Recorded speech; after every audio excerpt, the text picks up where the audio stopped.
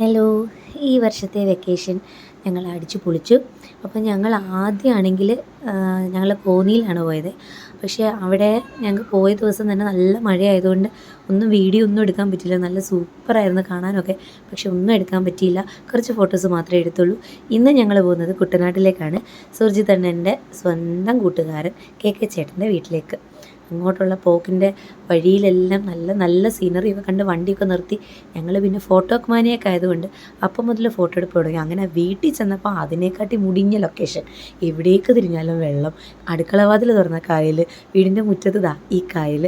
അപ്പം ഞങ്ങൾക്ക് വള്ളത്തിലൊക്കെ കയറണമെന്ന് പറഞ്ഞിട്ട് അവിടെ തന്നെ ഞങ്ങൾക്ക് ബോട്ട് സർവീസൊക്കെ അവർ റെഡിയാക്കി തന്നു. അങ്ങനെ ഞങ്ങൾ കുട്ടനാട് കായലൊക്കെ ഒന്ന് ചുറ്റിക്കറങ്ങാൻ വേണ്ടിയിട്ട് ഒന്ന് കറങ്ങി. കുട്ടനാട് കായലെല്ലാം ഒന്ന് വള്ളത്തിലെല്ലാം പിള്ളേരൊക്കെ ഇട്ട് ഫോണൊരു തവണ കായലിൽ പോയതാണ് പണ്ടൊരിക്കൽ. എൻ്റെ അല്ല ചിണ്ടുമോടെ. എങ്കിലും ഫോണും നമുക്ക് ഇങ്ങനെയൊക്കെയുള്ളൊരു വൈബ് കാണുമ്പോൾ ഓട്ടോമാറ്റിക് നമ്മൾ വീഡിയോ എടുക്കാൻ തോന്നുമല്ലോ. അങ്ങനെ എന്തായാലും ഫോണൊക്കെ എടുത്ത് വീഡിയോ ഒക്കെ എടുത്തു. എല്ലാം കഴിഞ്ഞ് വള്ളത്തിൽ നിന്ന് ഇവളെ വലിച്ചു കയറ്റുന്നതായിരുന്നു അടുത്ത ടാസ്ക്. അതൊക്കെ കഴിഞ്ഞ് വെളിയിലേക്ക് വന്നപ്പോൾ ഇവിടെ ഒരു ഓട്ടോ കിടപ്പുണ്ടായിരുന്നു. നമ്മുടെ കുഞ്ഞുണ്ണി ഒരു ഓട്ടോ ഭ്രാന്തനാണ്. അവൻ എവിടെ ഓട്ടോ കണ്ടാലും ഏത് വണ്ടി കിടന്നാലും അവൻ ഓട്ടോ ഓടിക്കണം.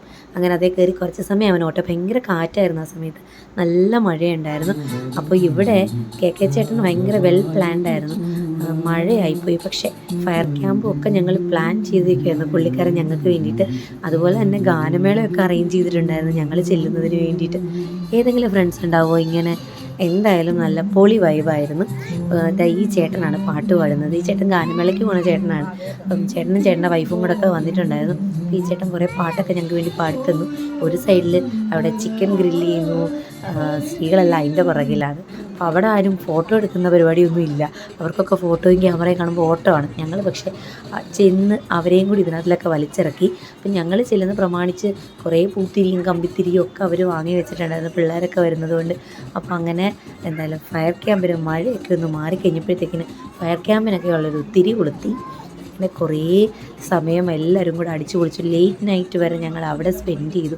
ഞങ്ങൾ ഏകദേശം ഒരു ഉച്ചയായപ്പം വീട്ടിൽ നിന്ന് പോയതാണ് കുട്ടനാട്ടിലേക്ക്. ഞങ്ങൾ വൈകുന്നേരം ആയപ്പോഴത്തേക്ക് അവിടെ എത്തി. ഒരു 4-4:30 ആയപ്പോഴത്തേക്ക് എത്തി. 2 മണിക്ക് പോയതാണ്.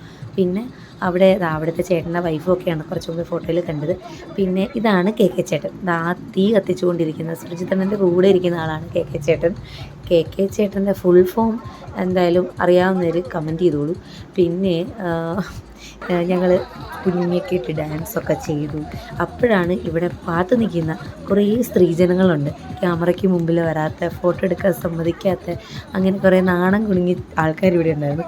ഞങ്ങളല്ലേ ചെന്നത്, നമ്മളവരെ അങ്ങനെ വെറുതെ വിട്ടിട്ട് പോരുന്നത് ശരിയാണോ? അങ്ങനെ പിന്നെ ഞങ്ങൾ അവരെ വലിച്ച് ഗോദായിലേക്ക് ഇറക്കി. എന്തായാലും മഴയും ഞങ്ങൾക്ക് അനുകൂലമായി നിന്നതുകൊണ്ട് എന്തായാലും നല്ലൊരു ഫയർ ഡാൻസൊക്കെ ചെയ്തു. ആദ്യമായിട്ടാണ് ഇങ്ങനെയൊരു സംഭവം. ഇത്രയും ലേറ്റ് നൈറ്റായിട്ട് ഒരാളുടെ വീട്ടിൽ പോയിട്ട് ഇങ്ങനൊരു പൊളി വൈബ് ഇതിനി ഒരിക്കലും വേറെ എവിടെ നിന്നും കിട്ടുമെന്ന് തോന്നുന്നില്ല. അത്രയും സൂപ്പറായിരുന്നു. ആ ഒരു ദിവസം തിരിച്ചു പോരാനേ തോന്നിയില്ല. ആ വീടിന് ചുറ്റും കായലാണ്. നല്ല ഭംഗിയാണ് കാണാൻ. മഴ വരുമ്പോൾ അവർക്ക് ഒത്തിരി ഭയങ്കര ബുദ്ധിമുട്ടുകളൊക്കെ ആയിരിക്കും. പക്ഷേ എങ്കിലും നമുക്ക് ഉണക്ക സമയത്ത് ചെല്ലുമ്പോൾ സൂപ്പറാണ്. എന്തായാലും കുഞ്ഞുണ്ണി അവിടെ ചെന്നിട്ട് എമ്പുരാൻ അവൻ്റെ ഫേവറേറ്റ് പാട്ടൊക്കെ ഒന്ന് പാടാൻ ഒരു മൈക്കൊക്കെ കിട്ടി. അങ്ങനെ എല്ലാം കഴിഞ്ഞ് ഞങ്ങൾ ഫുഡൊക്കെ കഴിച്ചു. നമ്മുടെ മമ്മിയെ പോലെ തന്നെ എല്ലാവർക്കും ഫുഡ് കൊടുക്കാൻ ഇഷ്ടമുള്ളൊരു അമ്മ അവിടെ ഉണ്ടായിരുന്നു. ഞങ്ങൾക്ക് ഫുഡൊക്കെ തന്നു. എന്തായാലും ഞങ്ങൾ എല്ലാ ട്രിപ്പും വീഡിയോ എടുത്തിട്ടുണ്ട്. പക്ഷേ എൻ്റെ ശബ്ദം ശരിയല്ലാതിരുന്നത് കൊണ്ട് തന്നെ ഞാൻ വീഡിയോ ഒന്നും ചെയ്യാൻ പറ്റിയില്ല. ഓരോ വീഡിയോ ആയിട്ട് ഓരോ ദിവസം വരുന്നതായിരിക്കും. ടാറ്റാ.